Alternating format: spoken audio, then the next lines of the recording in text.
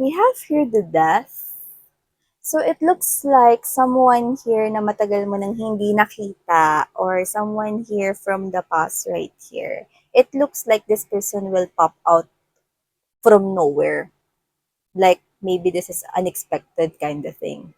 Like, baka bigla na lang siya sumulpot sa life mo, mag-message, or baka makita mo siya somewhere, kind of thing. But I'm sensing that this is a sadya. Like, sadya ito.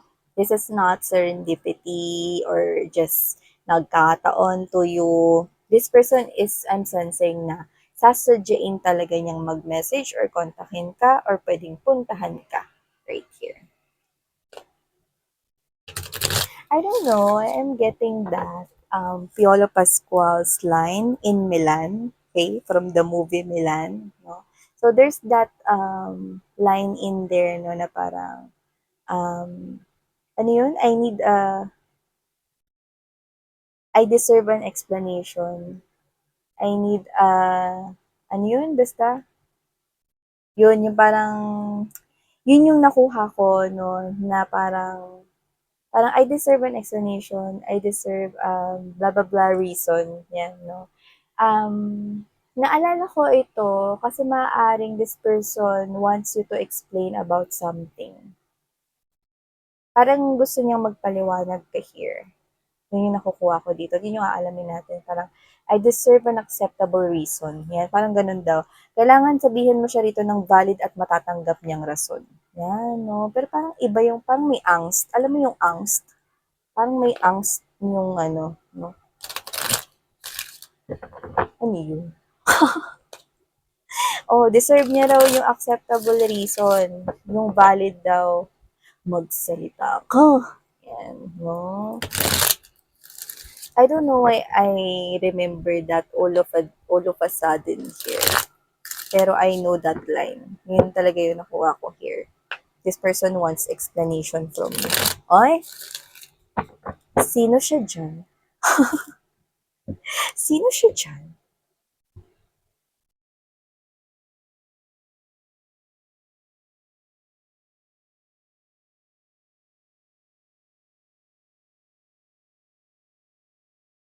Oh, okay. Ilatag naman na natin lahat mga babes. Yan. Okay.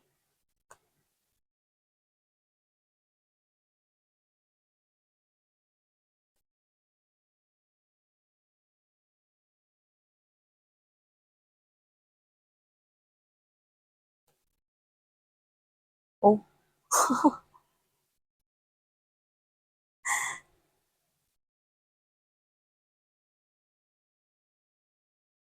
magsalita. Okay.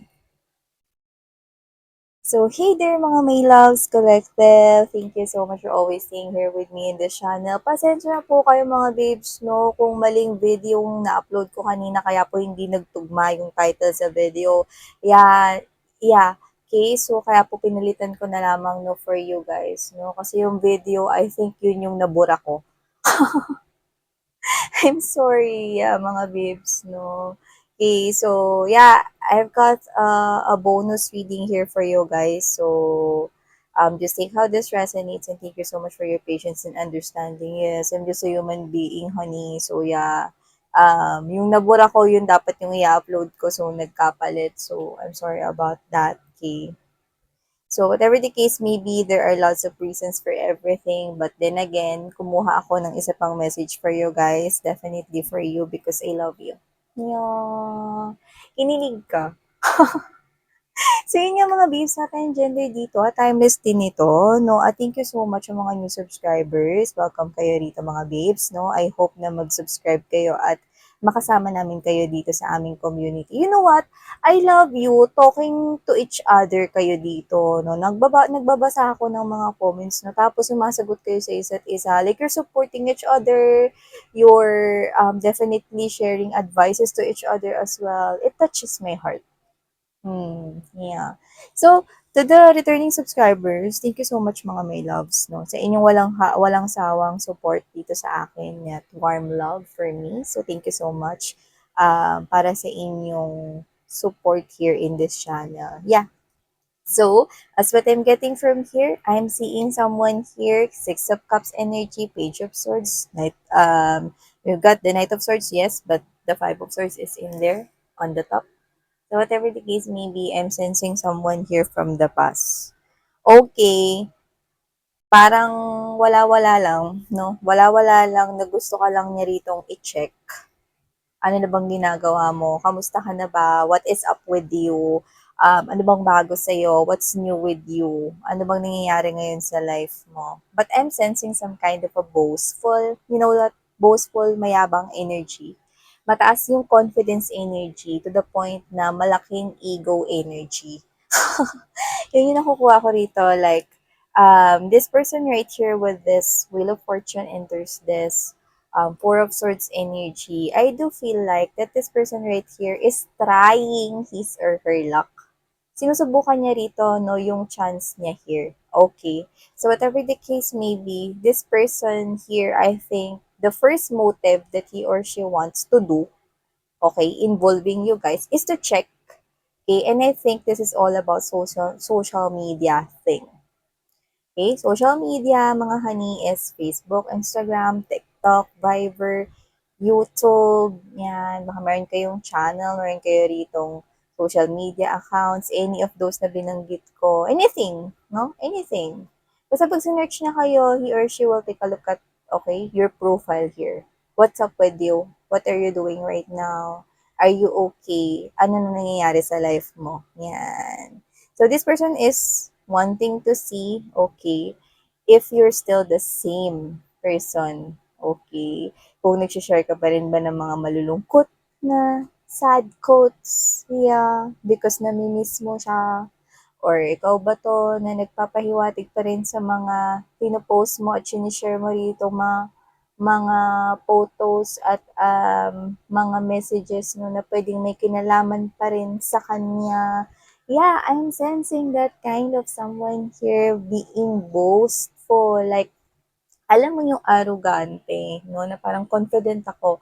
Pag sinearch ko to si Collective, alam ko talaga, in love pa rin siya sa akin. Pag sinearch ko to si Collective, sa akin pa rin talaga ang bagsak nito. Ako pa rin ang number one. Ako pa rin yung minamahal niya kahit sobrang matagal na kaming tapos. Oh, but looks like hindi yun yung makikita at matatagpuan niya. Because you know what, honey, collective, I'm seeing no a very clear message right here coming from your angels and spirit guides with the Seven of Cups energy, Two of Cups. Definitely, this is something going on online, in the online world. I'm seeing you flexing someone here, whether you're flexing a new connection, a new boyfriend, a new girlfriend, or baka yung wife mo na, yung husband mo na, or wala pang kayo pero may piniflex ka na rito talaga, yeah, definitely. Hindi na itong person na to na mayabang ni ipi ang piniflex mo, kundi ang bago na. So, nakikita ko rito na mapapahiya itong person na to rito, no? Alam mo kasi, I do feel like you've showed this person so much love that ni sa panaginip hindi niya talaga maiisip at mai-imagine na kaya mo siyang bitiwan ever, like forever ka raw na malulugmok dito sa kanya pero hindi ganun yung nangyari.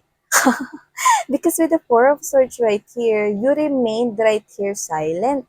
You did move on with your life and you quietly moved away from this person here. This person involved you in a third party situation. The Three of Swords are up on the wall. So whatever the case may be, I'm seeing someone here did involve you into a third party situation, whether that's with someone else or whether that's any unselfish acts or options in the past. Okay, because this is a general reading right here. Okay, so whatever the case may be, I'm sensing someone here very confident, you know, no? Very mayabang right here na, alam mo, sure ako 102% na kapag tiningnan ko ulit tong profile nitong ex ko, baka kami pa rin yung DP niya baka kami pa rin yung profile picture niya, yung display photo niya, eh. Baka hindi niya pa binura yung mga moments namin na mga photo shinare namin together, yung mga travel-travel namin, yung mga date-date namin, mga picture-picture namin noong kami pa. Hindi niya pa yan binubura. Yan. Ganun siya ka-confident, no? Alam mo, I'm sensing this type of energy, no, na meron talaga siyang bahid ng pagiging arrogante. Nakadagdag pa dito sa confidence niya 'no, is yung love na genuine, totoo, tunay na shinare mo sa kanya in the past 'no. Kaya with the Knight of Swords energy, look at that, Page of Swords, Knight of Swords. Page of Swords kasi tamang tamang tingin lang, tamang tanaw lang mula sa malayo, tamang ano lang, pagsubaybay lang ng walang ginagawang aksyon. Pero tingnan mo, elevate 'no, nag-evolve dito 'no, from Page of Swords tingin-tingin 'no, to the Knight of Swords energy, nakikita ko siyang susugod sa'yo. Kaya nga kanina kung mapapansin mo, ha, 'di ba naano ko dun, nag-react ako dun to the point na parang, "Ha, 'di nga." Yan 'no, sinabi ko 'no, and in Korean yun "Sincha?" Parang, "Ha, 'di, totoo? Really?" Oh, parang gano'n. So whatever the case may be, I'm seeing someone here na parang, "Ha?" Parang ano, matagal nang may nag-end sa inyo to the point na bakit pa siya dito lalapit sa'yo at pupunta sa'yo 'no? 'Di ba? Kung matagal na rin naman na kayong tapos, bakit pa niya kayo dito ikukumpronta? Alam mo yung nakikita ko dito, whether kung ano man yung shinare mo na yan 'no, hindi ko alam kung naka-public yan or what, or kung gumamit siya rito ng account ng isang common friend kasi may lumalabas rin dito mga parehas din yung kakilala right here. Pero whatever the case may be, I'm seeing that this person here, this is the type of person here, no, na hindi niya rito matanggap, no, na, eto ha, hindi siya nasasaktan. Yun nga yung nakakaloka. Hindi siya nasasaktan, hindi siya nagsiselos. Kasi this person right here is yabang. Alam mo yung parang ang tingin niya sa'yo is collectible. To the point na parang dahil sobrang minahal mo siya dito, hindi pagmamahal kaya siya susugod at magkukumpronta sa'yo. It is because hindi niya rito matanggap na hindi na siya ang number one, number one, number one. Yan, no? Alam mo kung ba't ko ganun inulit-ulit? Kasi narinig ko yung sa radyo. Di ba meron tayo sa radyo na parang DZ double B. Ganun, no? Tapos inuulit, no? Parang number one, number one. Basta parang ganun yung naririnig natin. So whatever the case may be, this person right here, na-replay kasi ng paulit-ulit, no? Like a radio, okay? Like a radio song or like a radio praise right here sa isipan niya, yung love na pinakita mo sa kanya before. Kaya ito siya, pasagod siya rito. No? Kasi hindi niya akalain na makaka-heal ka dito ng mag-isa, no? Pupunta ka sa isang magandang relationship, na meron ka ng i-flex na ibang minamahal. Hindi siya nasasaktan dahil mahal ka niya, kundi nasasaktan yung ego niya. Yan. No? At matitrigger pa itong pagsugod na to dahil hindi niya na nga ito i-brought up sa mga friends niya. I think these friends right here ay both kakilala ninyo, pero mabobrought up ito sa topic.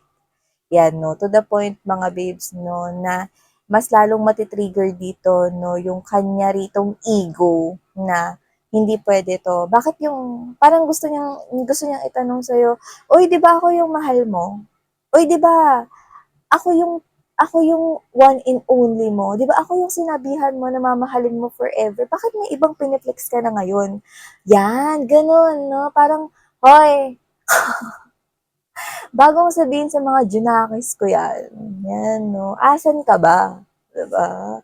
Umalis ka rito sa koneksyon. You played games with my noxious right here with this Five of Swords energy. At saka huwag ka magpanggap kasi bumabalik ka dahil hindi dahil mahal mo yung mga anoxious kong collectivity, kundi bumabalik ka, it is because you cannot accept that you are not the number one. Yan. O, hindi na ikaw. See? Yeah, this person could be drinking a lot right now. Mas umiinom siya ngayon ng alak. See? Kasi alam mo yung pakiramdam rito, no, na parang ang taas ng tingin niya sa sarili niya to the point na never mo siyang mapapalitan ever. Ganon. Pero you did. Yan, nagkaroon dito, no, ng parang kagustuhan na rito na makipag-usap sa'yo, makipagkumpronta sa'yo na nakikita ko rito. Kasi, Nine of Swords energy, ang alam niya kasi sa isipan niya, siya pa rin ang panalo, siya pa rin ang number one, siya pa rin ang nangunguna sa iyong heart, no? Kumbaga sa botohan, no, siya ang unang-una mo ritong iboboto. Yan, no? Kaso no to vote buying ka. Kaso nakita mo na yung tunay niyang ugali, 'di ba? Okay? At saka, alam mo, nakakaloka. Hindi ko alam kung may saltik ba tong kadil nyo. Kasi sa nakikita ko rito, ang tagal na ninyong hiwalay. Like, trinay niya lang naman talaga na tingnan ko ano na ba nangyayari sa life mo.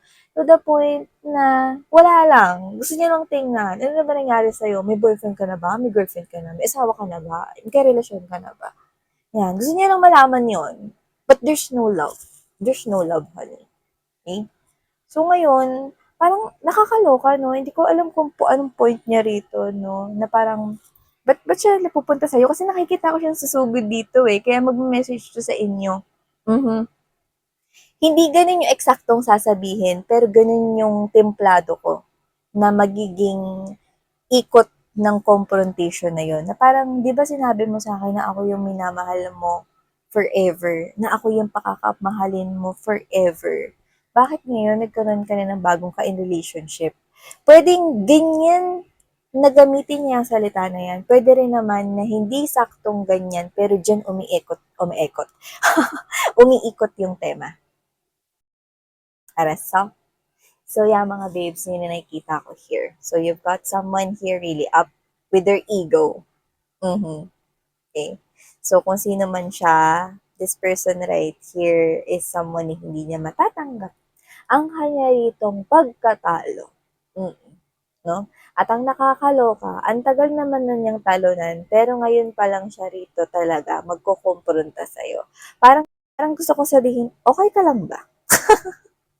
Okay ka lang ba? Kasi ngayon mo lang kinukumpleto tong mga nakshis ko here, no?